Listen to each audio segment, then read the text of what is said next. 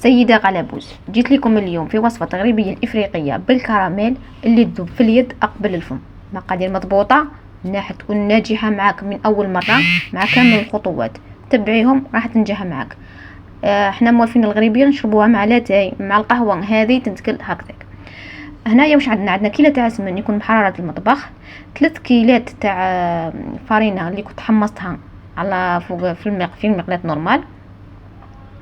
عندنا هنايا كاس تاع الجلجلان اللي كنت حمصته، تحبي ديري الجلجلان تحبي ديري كاوكاو ولا اللي عندك. وعندنا كاس الا ربع سكر كلاصي ولافاني. هذا واش نسحقو هنايا.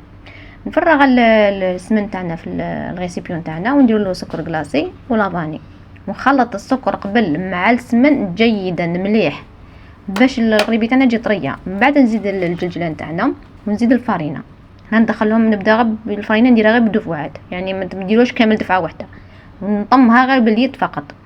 ونزيد الكاس الثالث درت منه كاس الا ربع، يعني يبقى منه ربع فقط. وهذا هو القوام تاع العجينه تاعنا. شوفوا تجي تتفتت كي تجي تجمعها تتجمع، لكن غير تعبزي عليها شويه تعاود تتفتت. هذا هو القوام يعني اللي تكون باش نضمن بلي ناجحه.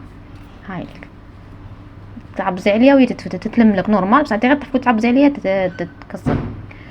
هنايا المول انا استعملت هذا المول مش كبير بزاف، عمرت كامل الحبه نتاعنا. ندخلوا للمجمد ربع ساعه قبل ما نطيبها، وانا كنت شعلت الفرن تاعي من قبل. ونديمولي هاي كي تجي ديمولي والحبه نتاعكم ما تكسرش كي تكونجليا، بس كلها هنا الغريبيه هنا طريه بزاف. وثاني حاجه باش تضمنوا باللي كي تدخلوا الكوشه ما تهبط لكمش. اللي نحطهم في السنيوه تاعنا.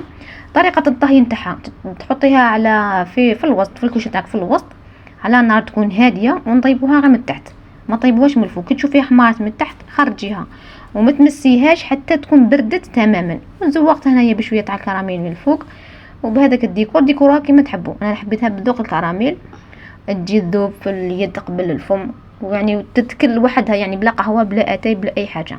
نتمنى انكم تجربوها، او اللي جربتها تخلي لي رايها في الكومنتات.